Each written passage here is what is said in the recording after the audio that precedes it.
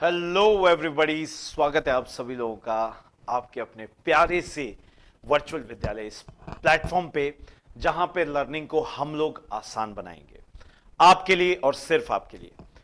पिछले लेक्चर में हम लोगों ने कुछ पढ़ा था, शुरुआत की थी यूनिट्स एंड डायमेंशंस की, और मैंने आपको प्रॉमिस किया था कि ये पूरा का पूरा चैप्टर मैं यहां पे ही यूट्यूब पे ही आप लोगों को करवाऊंगा, और आगे के चैप्टर्स को ऐप पे आप लोग पा सकते हैं। तो ऐप को आप लोग डाउनलोड कर लीजिए, वर्चुअल विद्यालय इसी नाम की ऐप है, प्ले स्टोर पे जाके आपको मिल जाएगी। एंड्रॉइड ऐप है, बहुत अच्छे तरीके से आप लोगों के बारे में हर चीज सोचते हुए वो बनाई गई है। आगे वाले जितने भी लेक्चर्स होंगे वो आप लोगों के लिए वहीं पे अवेलेबल होंगे। दूसरा, मैं आपको ये कहना चाहूंगा कि प्लीज दिल खोल के इस चैनल को जितना हो सके शेयर करें, अपने दोस्तों तक पहुंचाए। जो लोग भी पढ़ाई की जरूरत है जिन्हें, लेकिन अफोर्ड नहीं कर पा रहे या अच्छे टीचर्स के पास में नहीं पहुंच पा रहे, तो आप लोग प्लीज उन तक इस ऐप को पहुंचाएं और इस चैनल को पहुंचाएं। लाइक करें, दिल खोल के प्यार दें, कमेंट करके बताएं क्या चीज सबसे अच्छी लगी, एंड शेयर जरूर करें। चैनल पे अगर आप नए हैं तो सब्सक्राइब किए बिना ना जाएं। आइए आगे बढ़ते हैं। सो यूनिट्स एंड डायमेंशंस में हम लोगों ने कल 7 फंडामेंटल यूनिट्स पढ़ ली थी, राइट? तो कल हम लोगों ने 7 फंडामेंटल यूनिट्स के बारे में डिस्कस कर लिया था। अब ये जो 7 फंडामेंटल यूनिट्स, इन 7 फंडामेंटल यूनिट्स के अलावा भी 2 यूनिट्स मैंने आपको बताई थी, जो कि कौन कौन सी थी? एक एंगल के लिए, एंगल आप 2D एंगल बोल दीजिए और एंगल कह दीजिए, बात एक ही है। उसके लिए जो यूनिट आती थी, रेडियन को डिनोट किया गया स्मॉल आर से, और ये बेसिकली अगर आप रेडियन को समझें, एंगल समझने के लिए थोड़ा सा अपने को 6th क्लास की डेफिनेशन से ऊपर उठना होगा। 6th क्लास में आपने एंगल को समझा था, it is the inclination between any two lines, right? किन्हीं दो लाइंस के बीच में, दो रेज के बीच में इंक्लिनेशन को ही हम लोग क्या बोलते हैं? एंगल बोलते हैं। यही कहा था ना आपने, यही समझा था ना। लेकिन यहां पे बदल जाएगा। अब यार छठी में थे और 11वीं में हो तो 5 साल का तो अंतर आ ही गया ना। तो 5 साल में नॉलेज तो बढ़ी, सर नॉलेज बढ़ी, लेकिन हम गए। अब देखो, समझो इसे। मान लो एंगल को कैसे समझना है। एंगल ये थीटा है, ठीक है? मान लीजिए आपका बर्थडे है, आपने पार्टी दी दोस्तों को और पिज्जा पार्टी करी। डोमिनोज से आपने एक बड़ा सा पिज्जा मंगवाया, लार्ज साइज। आप लोग अगर 2 दोस्त हैं तो ये पिज्जा कैसे बटेगा? ऐसे बट जाएगा। अगर मान लो आप 7 दोस्त होते तो मामला गड़बड़ था। 7 दोस्तों में फिर इसको बांटा कैसे जाता है? यहां से हम लोग एक धागा लेते, इसके चारों तरफ घुमाते, नापते, फिर स्केल से फिर उसके 7 भाग करते। ऐसा करते क्या? नहीं। अच्छा, 2 हो गया, 4 में क्या करते? ऐसे कर देते, है ना? 6 में क्या कर देते? कुछ इस तरीके से चला जाता। 8 में कुछ ऐसा चला जाता, है ना? तो कहने का मतलब यह है कि आप एक्चुअली एक काम करो, सर्कल बनाने के लिए आपको कितना एंगल लग रहा है? 360 डिग्री। सही है? आपको जितना भी डिवीजन करना है ना, आप उसका एंगल निकाल लो, और वो जो डिवीजन एंगल होगा वो कितना हो? वो हो जाएगा 360 डिग्री अपॉन एन। और एन क्या? नंबर ऑफ इक्वल पार्ट्स जिसमें इसे बदलना है। सही बात है। पिज्जा को जितने भागों में बांटना है, अगर 4 भागों में बांटना है तो कितना हो जाता? 360 बाय 4, 90 डिग्री। 90 डिग्री आ जाता, 90 डिग्री क्वाड्रेंट बन जाते। इजी।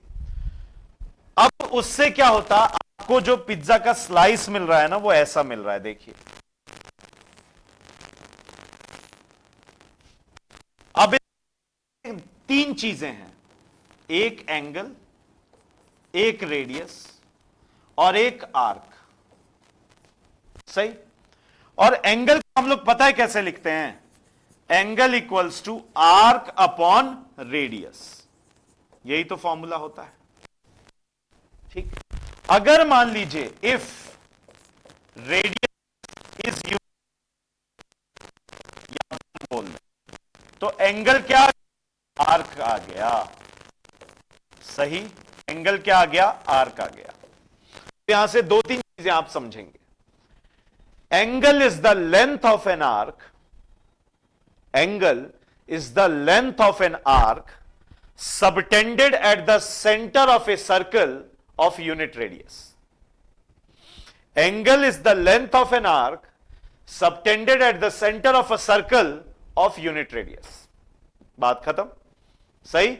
अच्छा, अगर यही आर्क 360 डिग्री घुमा के ले आओ, यानी पूरा सर्कल बना लो, तो पेरीमीटर हो जाएगा। इसी को तो पेरीमीटर बोलते थे। और पेरीमीटर कितना होता था, 2 पाई आर। एंगल कितना हो गया, 2 पाई, है ना। आर उधर चला गया, आर की लेंथ आ गई 2 पाई आर, है ना। ब्यूटीफुल। सो इसी को हम लोग किससे डिनोट करते हैं, रेडियंस में, डिग्री में नहीं। स्टैंडर्ड यूनिट क्या है, रेडियंस। अच्छा, कल मैंने एक चीज और आपको बोली थी कि ये डायमेंशनलेस है। अब आओ मैं समझाता हूं क्यों, कि यार ऐसा क्यों है कि इसे हम लोग डायमेंशनलेस कह रहे हैं। तो भैया ध्यान से देखिए, लेंथ अपॉन लेंथ, मीटर पर मीटर, मीटर मीटर कट गया, तो ये क्या हो गया आपका, डायमेंशनलेस हो गया, राइट। तो 7 फंडामेंटल यूनिट्स के अलावा प्लस 2 और यूनिट्स हैं, जिनमें से पहली है एंगल की, या 2D एंगल की, या प्लेन एंगल की, और जो क्या है आपकी, रेडियन है। इसको हम लोग ऐसे देखेंगे। काइंडली इसको कॉपी कर लें, फिर हम लोग आगे चलते हैं।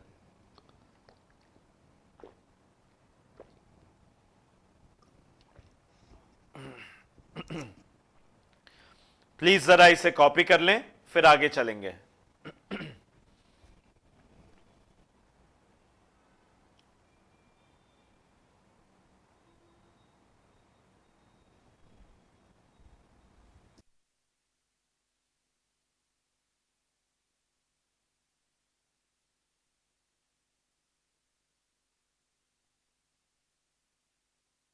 चलिए, सो आई गेस ये हो गया होगा, है ना।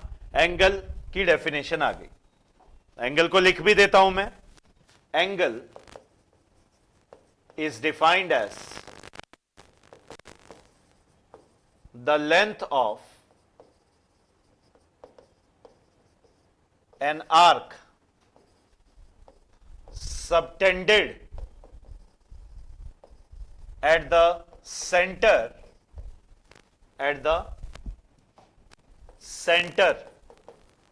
of a circle, of unity radius। सही बात है। इस तरीके से हम लोग डिफाइन करने जा रहे हैं किसको, एंगल को। ऐसे हम लोग सीधे सीधे एंगल को डिफाइन कर देते हैं। अब वो डेफिनेशन नहीं चलेगी भाई, ध्यान रखना, है ना। और दूसरी कौन सी है, सॉलिड एंगल। अच्छा, ये जो सॉलिड एंगल है ना, इस सॉलिड एंगल को 3D एंगल भी कहा जाता है। और इसकी जो यूनिट है, वो यूनिट क्या आ जाती है आपकी, वो यूनिट आ जाती है स्टेरेडियन, यानी कि एसआर से डिनोट करते हैं। अब ये कैसे डिफाइन होता है, इसको डिनोट करते हैं हम लोग ओमेगा से। ओमेगा हो जाता है एरिया अपॉन रेडियस का स्क्वायर, एरिया अपॉन रेडियस का स्क्वायर। ये कैसे आता है, प्रूफ 12th स्टैंडर्ड में चलेगा। अभी के लिए तो आप इसे जान लीजिए, ठीक है। यहां पे 3D आ गया ना, तो 3D में अब सर्कल नहीं, हम लोग क्या लेंगे, स्फीयर लेंगे। हम लोग क्या लेंगे, स्फीयर। और सेंटर पे इस स्फीयर का कोई एरिया पकड़ो और देखो वो क्या सबटेंड कर रहा है। तो ये जो एरिया सबटेंड करेगा ना, वो एरिया ही सबटेंड होगा। यानी यहां पे क्या जा रहा है, लेंथ नहीं जा रही, अब कोई एरिया जा रहा है। और यही एरिया सेंटर पे जब हम लोग देखते हैं और रेडियस के स्क्वायर से डिवाइड कर देते हैं, आपका क्या बन जाता है, ये बन जाता है सॉलिड एंगल। सॉलिड एंगल, अब देखो यहां पे भी इफ रेडियस इज यूनिटी, या हम कहें 1, then omega equals to area.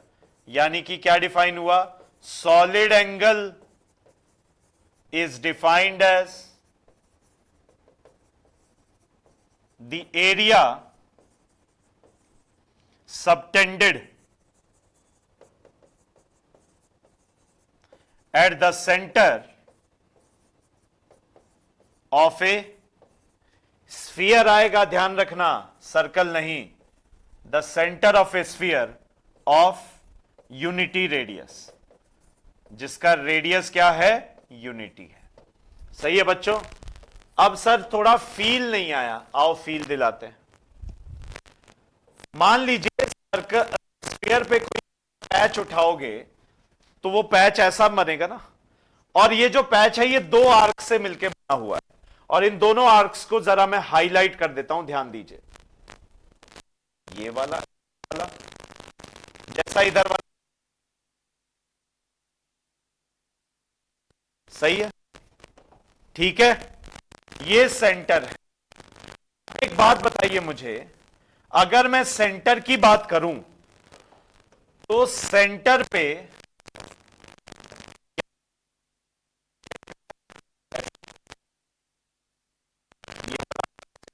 दिखा दिया मैंने, नहीं, और ये वाला जो आर्क है पीछे वाला, वो कैसा सबटेंड कर रहा होगा, ऐसा।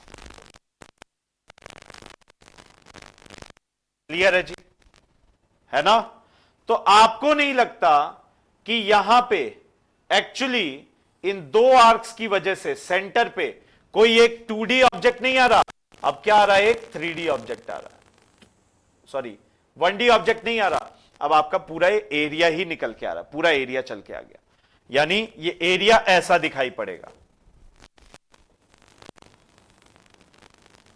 सही है, सेंटर पे जाके तो ऐसा ही दिख रहा है ना, ये ब्लू से मैंने शेड कर दिया इसे, सही।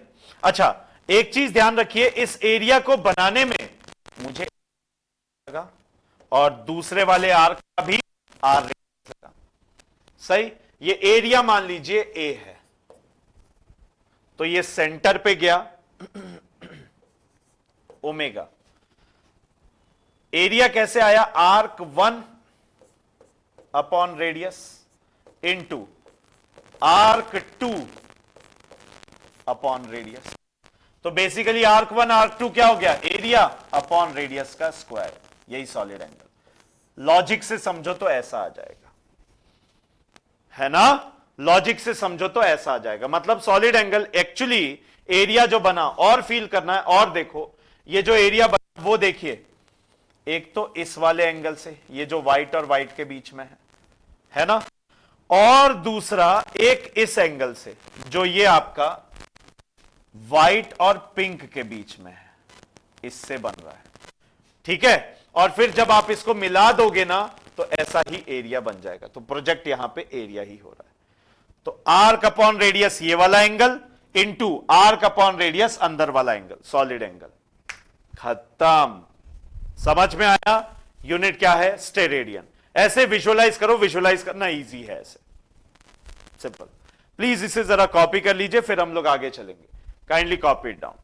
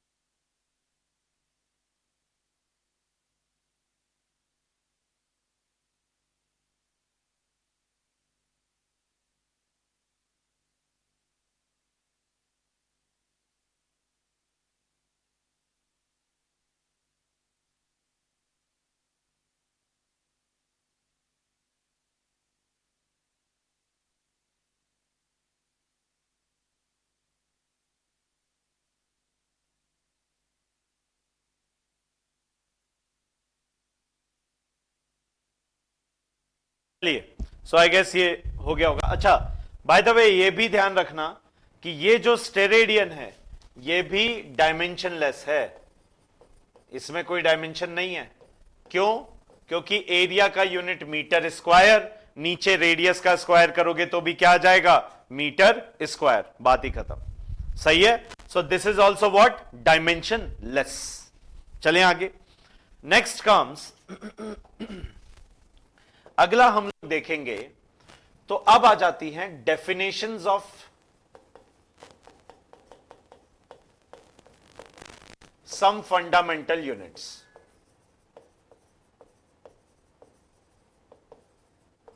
अब कुछ फंडामेंटल यूनिट्स की डेफिनेशन आ जाती है भाई। ये फंडामेंटल यूनिट्स की डेफिनेशन कैसे देखेंगे, क्या होंगी, क्यों होंगी, इन पे जरा बात कर लेते हैं। एक बात बताइए, फंडामेंटल यूनिट हमने कहा किसे? फंडामेंटल यूनिट किसे कहा है? कि इतनी बेसिक है मेरे लाल, इतनी ज्यादा बेसिक है, इतनी ज्यादा ये मतलब क्या कहेंगे उसे, इतनी ज्यादा ये छोटू हैं कि इनका कोई डेफिनेशन नहीं है। इनको नापते कैसे हैं वही इनका डेफिनेशन है। समझे? तो आओ चलते हैं, पहला देखते हैं डेफिनेशन ऑफ 1 kg। बताओ साहब, आप दिमाग के घोड़े दौड़ा लो, गधे खच्चर सब दौड़ा लो दिमाग के जो हैं, आप मुझे बता दो कि 1 kg को कैसे डिफाइन करते हैं। कोई मतलब ऐसा दिमाग में आ रहा है क्या कि जो सर हमारे यहां जो सब्जी वाला आता है वो भिंडी देता है, आलू भी दे देता है, कभी कभी हमारा मन करता है आलू खाने का, तो और वो जो बाट लेके आता है ना, वो लोहे का जो होता है जिसको ऐसे फेंक के मारो किसी को मर जाए वो, तो वो जो बाट है वही 1 kg है। अच्छा, अगर मान लो वो लोहे का नहीं है तो उसकी डेंसिटी कुछ और हो गई, 1 kg, और वही साइज है तो 1 kg के अलावा वो कुछ हो गया। हाँ या ना? सो कहने, अगर मान लो एल्यूमिनियम का हुआ, एल्यूमिनियम की डेंसिटी तो कम होती है, सेम वॉल्यूम है तो मास कम हो गया, राइट? तो कहने का मतलब इसका कोई फिक्स डेफिनेशन तो है नहीं। तो हम क्या कहेंगे, आप अगर हमसे पूछते ना तो हम क्या कहते हैं, बेटे एक काम करो, प्लेन की टिकट कराओ और यहां मत रुको, प्लेन की टिकट कराओ, सीधे इंटरनेशनल फ्लाइट पकड़ो, पहुंचो पेरिस, वहां पे है bureau of weights and standards. उस bureau of weights and standard में जाओ और वहां जाके आप देखो एक बक्सा होगा, बक्सा होगा, वो वैक्यूम सील्ड होगा। वैक्यूम सील्ड होने का मतलब क्या है कि उस बक्से में एकदम मतलब एक ईंट रखी हुई है, ईंट, ईंट सर ईंट देखने भेज रहे हो आप हमको वहां पे? बोले ईंट, अरे यार समझो, वो ये वो वाली ईंट नहीं है जो घरों में लगाते हो, ये दूसरी ईंट है, राइट? और वो ईंट है प्लैटिनम इरिडियम एलॉय की। अब उसका जो मास है ना वो कर लो वही 1 kg है। बोले सर हमको क्या पता, ऐसे क्यों? क्योंकि बच्चे उसी को हमने रेफरेंस सेट किया है। मान लो जैसे मैं यहां पे कोई लाइन खींच देता हूं, अब मैं बोलता हूं इसकी लेंथ बता दो, तो यार आप क्या करोगे, एक वेट, एक सॉरी क्या बोल गया मैं, एक स्केल लेने जाओगे ना, स्केल लेके आए और इसी स्केल को यहां पे नाप के आपने देखा, आंखों से थोड़ी ना निकाल दोगे, टर्मिनेटर हो, आंखों से रेज निकलती है, नहीं निकाल सकते ना, तो क्या करना पड़ेगा आपको, आपको स्केल लेके फिर नाप के फिर बताना पड़ेगा, बात खत्म। वैसे ही एक रेफरेंस हमने सेट किया है, वही प्लैटिनम इरिडियम एलॉय को, ठीक है? So it is the mass of a platinum iridium platinum लिख रहा था मैं, बताओ, platinum iridium alloy kept at the Bureau of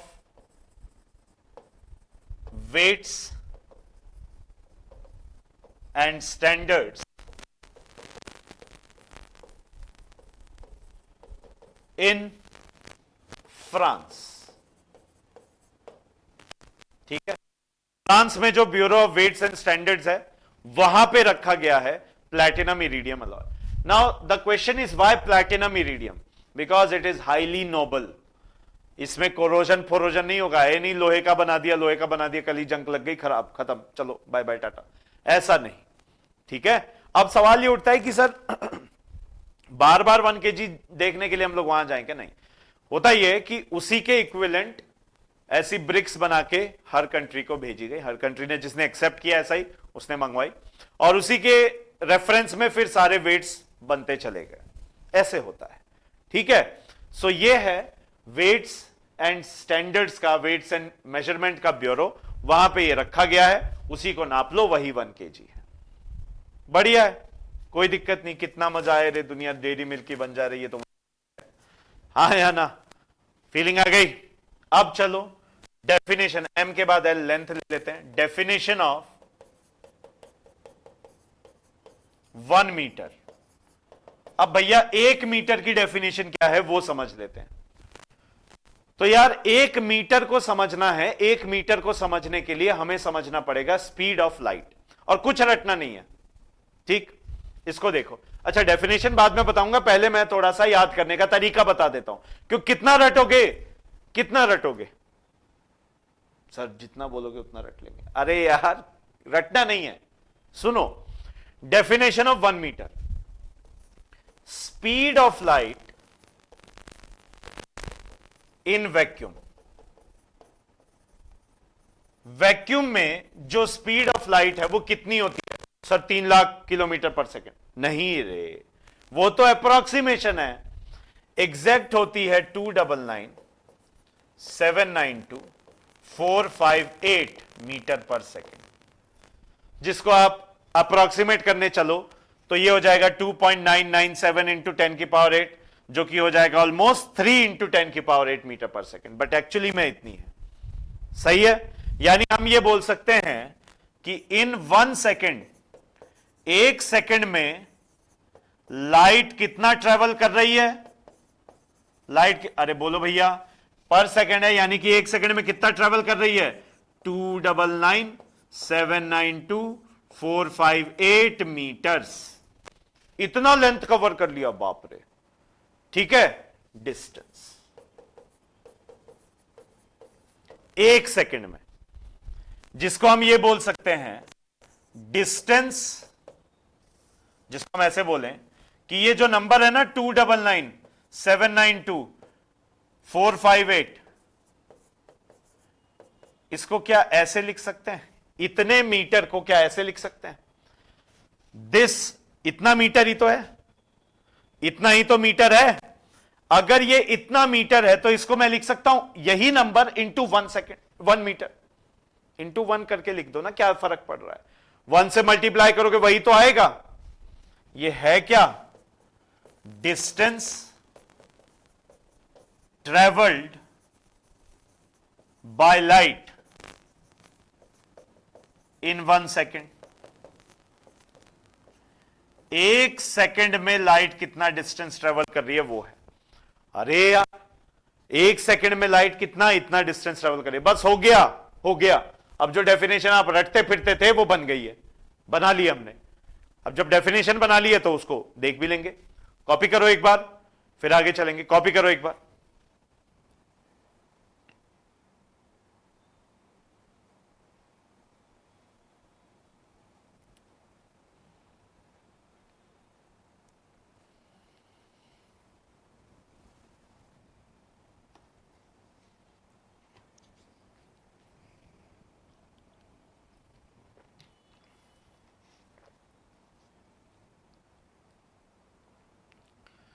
अगर नहीं हुआ होगा तो पॉज करके कॉपी कर लेना, पीछे थोड़ा सा रिवाइंड करके, वैसे भी रिकॉर्डेड फॉर्मेट में आ रहा है आप पे।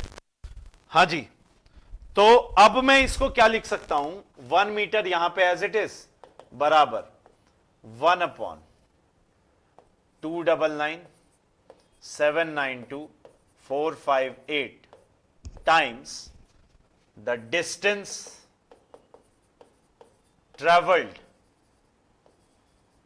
By light in 1 second. ठीक है, तो 1 मीटर को ऐसे, आ गई कुछ इक्वेशन, अब डेफिनेशन बन गई, बना दो, लो हो गया।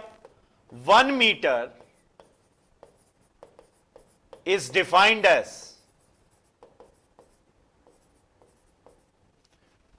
1/299,792,458 part of the distance travelled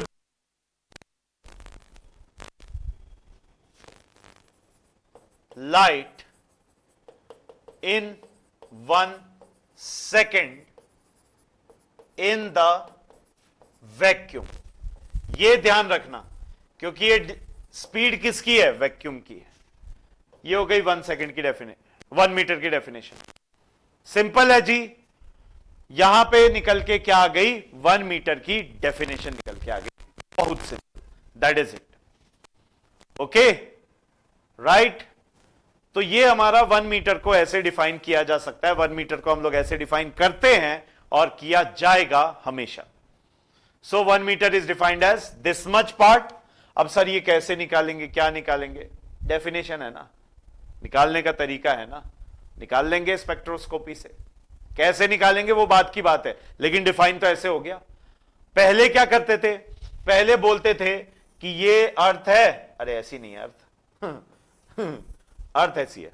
अब ये जो अर्थ है, इस अर्थ के पोल से लेके इक्वेटर तक की दूरी, यानी कि रेडियस लगभग वो 10⁷ ऑर्डर का है। तो 1/10⁷ मीटर के ऑर्डर का है। तो 1/10⁷ ऑफ द डिस्टेंस ऑफ यहां से यहां। लेकिन वो थोड़ा सा एम्बिगुअस था, उसमें एरर्स आई। हमें यह पता चला कि आइंस्टीन ने यह प्रूव भी कर दिया कि जो स्पीड ऑफ लाइट है वो कभी भी चेंज नहीं होती वैक्यूम में, फिक्स है, और इनफैक्ट सबसे तेज है। इससे ज्यादा तेज कोई ऑब्जेक्ट नहीं जा सकता। तो ये जब फिक्स है तो क्यों ना इसी के रिस्पेक्ट में डिफाइन कर दें, क्यों हम लोग जबरदस्ती कुछ और डिफाइन करने जाए, राइट। सो ये हमारा डेफिनेशन है 1 मीटर का, सिंपल। नेक्स्ट आ जाता है टी, MLT, यानी कि डेफिनेशन ऑफ 1 सेकेंड। अब हम लोग किसको डिफाइन करने जा रहे हैं जी? 1 सेकेंड को डिफाइन करने जा रहे हैं। 1 सेकेंड क्या है, कैसा है, क्यों है, इस पे जरा चर्चा कर लेते हैं। 1 सेकेंड मतलब 1 सेकेंड, ठीक है। अब 1 सेकेंड को कैसे डिफाइन करें यार? इसके लिए तो बहुत सारी चीजें आई, बहुत फालतू की बातें भी की गई, लेकिन एक जगह जाके हमारी सुई अटक गई, और वो कहलाई एटॉमिक क्लॉक्स। क्योंकि पहले पता है क्या करते थे? पहले डिफाइन करते थे कि ड्यूरेशन देख लो, कितना ड्यूरेशन है दिन ढलने में, और मतलब शेडो, फॉर एग्जांपल एक आपने स्टिक लगाई ग्राउंड पे, वो ऐसा शेडो गिरा रहा है, और फिर उसका ड्यूरेशन देख लो, यहां से यहां शेडो जाने में कितना। अरे यार, अच्छा दिन में मान लो धूप, बादल नहीं निकला तो, बारिश हो गई तो आपके तो अरमानों पे पानी फिर गया ना, आपके तो शेडो पे ही पानी फिर गया, हो नहीं सकता था। इसीलिए एटॉमिक क्लॉक्स, ऐसा मतलब सही नहीं हो सकता था, होता तो था, सही नहीं हो सकता था। अब इसीलिए फिर किसका जमाना आया, किसका दौर आया? एटॉमिक क्लॉक्स का। अब एटॉमिक क्लॉक्स क्या कहती हैं? एटॉमिक क्लॉक्स का बहुत सिंपल सा फंडा है कि आप अब वाइब्रेशन को पकड़ो, फ्रीक्वेंसी को पकड़ो। अब ये एक मिनट, वाइब्रेशन सर, फ्रीक्वेंसी, ये तो समझ में नहीं आता। मैं कहता हूं सुनो, मान लो एक पेंडुलम बॉब है।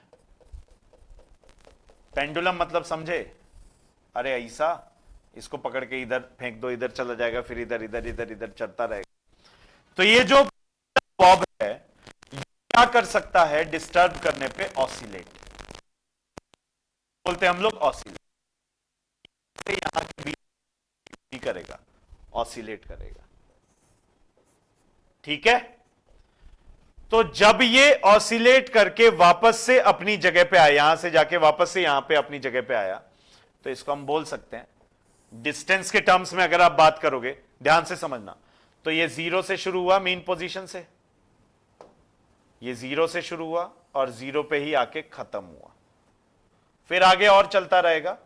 लेकिन यहां पे समझो, यहां से शुरू किया मैंने, डिस्टर्ब किया, तो ये कुछ इधर पॉजिटिव साइड में गया, फिर वापस यहां आया 0 पे, फिर नेगेटिव साइड में गया, ठीक है, और नेगेटिव साइड में पीक पे गया, फिर वापस से 0 पे आया।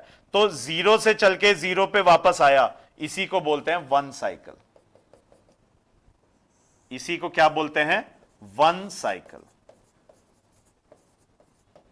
ठीक। एक साइकिल कंप्लीट की, अपनी मीन पोजीशन से चला, पॉजिटिव साइड में पीक पे गया, फिर वापस से 0 पे आया, फिर वापस से जाके यहां पे आया, इसी को हम लोग क्या बोलते हैं? 1 साइकिल, ठीक है। So this is 1 cycle. जब ये एक बार वापस से अपनी घूम फिर के अपनी पोजीशन पे आ जाए, प्लस माइनस दोनों तरफ से। ये पॉजिटिव साइड है तो ये नेगेटिव साइड डिस्प्लेसमेंट की, इसी को 1 साइकिल बोलते हैं। और जितनी साइकिल 1 सेकंड में हो जाए वही फ्रीक्वेंसी कहलाती है। समझो, number of cycles per unit time is known as frequency. बस इतना जान लो, बेसिक बेसिक फंडा क्लियर है। वापस सुनो, एक पेंडुलम बॉब है, आपने उसको ऐसे डिस्प्लेस किया, अब वो 1 सेकंड में मान लो 5 बार ऐसे ऐसे कर रहा है। अगर वो 5 बार 1 सेकंड में ऐसे ऐसे कर रहा है तो उसकी फ्रीक्वेंसी कितनी है? 5 साइकिल पर सेकंड। ठीक, 5 हर्ट्ज फ्रीक्वेंसी सुनते हैं, रेडियो मिर्ची 98.3। तो वो जो ये वेव्स है ना, वो 98.3 टाइम्स 1 सेकंड में ऑसिलेट कर रही है। तो ये हर्ट्ज है, हर्ट्ज में आता है, उसकी यूनिट है। अभी के लिए हम लोग हर्ट्ज हुट्स और दुख दर्द इन सब पे नहीं चलेंगे, अपन तो अभी सिर्फ फ्रीक्वेंसी समझे कि साइकिल क्या है और फ्रीक्वेंसी क्या है, और मोशन ऐसा भी होता है, यह हमने समझा। आगे देख,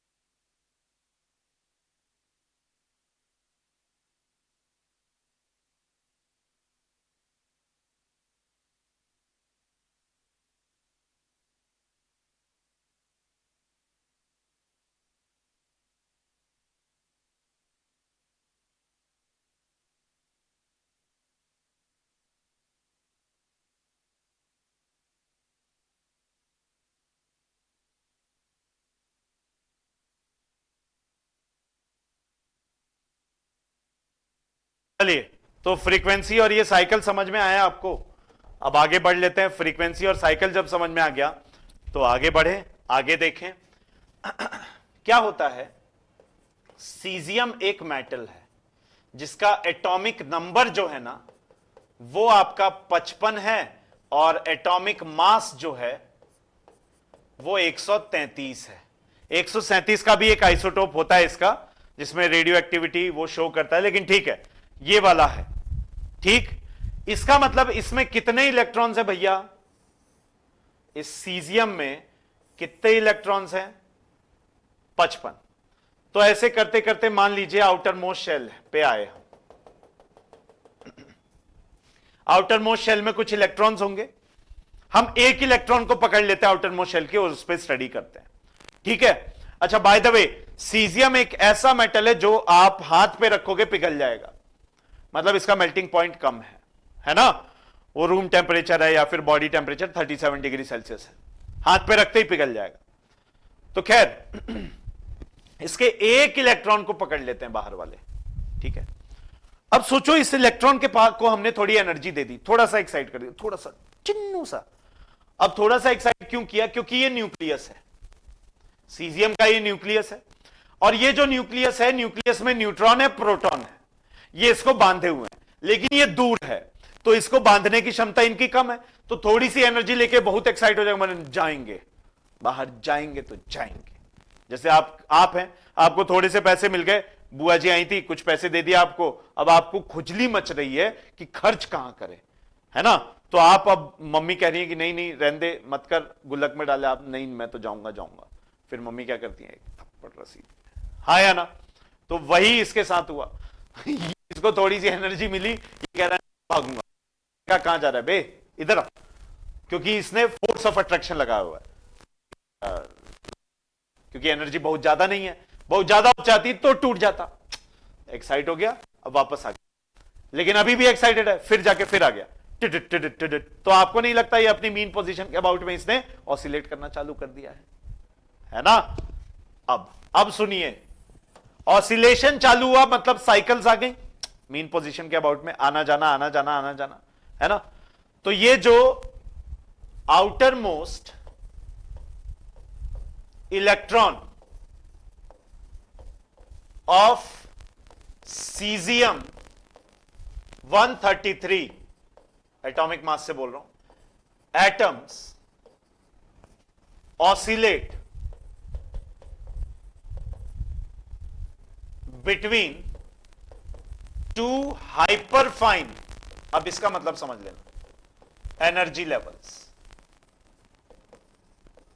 हाइपरफाइन का मतलब समझ रहे हो, हाइपरफाइन का मतलब बहुत फाइन, बहुत एनर्जी, थोड़ी सी एनर्जी दी, एक्साइट हो गया, टूट के जाना चाह रहा है, ज्यादा दे देते तो चला ही जाता, वो थोड़ी दी है जिससे कि ये भी बंधा रहे। अब ये क्या कर रहा है, ऑसिलेट करना चालू कर दिया, ऐसे ऑसिलेट कर रहा है, ठीक। ऑसिलेट कर रहा है मतलब मीन पोजीशन के अबाउट में टू एंड फ्रो, आगे पीछे मोशन कर रहा है। देयरफॉर अगर हम इसकी फ्रीक्वेंसी देख ले, विद ए फ्रीक्वेंसी, कितनी फ्रीक्वेंसी है देखना, ध्यान से देखना, 9192631770 फोन नंबर हो गया यार, फोन नंबर है, याद कर लो। 9192631770, इस फ्रीक्वेंसी के साथ वो ऑसिलेट कर रहा है, इस फ्रीक्वेंसी के साथ वो ऑसिलेट कर रहा है, यानी कि ये कितनी देर में, अरे बाप रे 1 सेकेंड, आंख मूंदी आपने, उससे कम देर में इसने क्या कर लिया, आंख मूंद के खोली, मूंदी ही नहीं रह गए, सोना नहीं है, सोना नहीं है, पहले ही बोल रहा हूं, मूंद के खोली, उतनी देर में इतनी बार ऑसिलेट कर गया। 1 सेकंड को कैसे डिफाइन करेंगे, आगे डेफिनेशन तो फिक्स है, ये तो नहीं बदल रहा, आगे definition, 1 second is defined as the time that elapses मतलब खत्म होना, elapses during 9192631770 cycles of oscillation by outermost electron of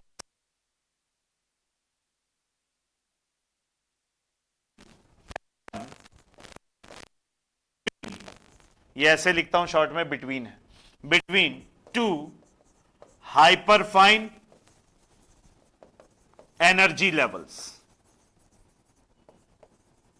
खत्म छोटू, बात खत्म। तो दो हाइपरफाइन एनर्जी लेवल्स के बीच में ये क्या करता है, थोड़ी सी एनर्जी लेके इतनी बार ऑसिलेट कर जाता है, बाप रे, इतनी बार जब ये ऑसिलेट कर गया तो उसमें जो टाइम लगा वही टाइम कितना है, 1 second, that time is known as 1 second. ऐसे हम लोग 1 सेकेंड को डिफाइन करते हैं, ठीक है, अच्छे से। फोन नंबर है, याद करो, 9192631770, ठीक है ना, ऐसा है। So I hope it is clear, right. Please जरा इसे कॉपी कर लेंगे।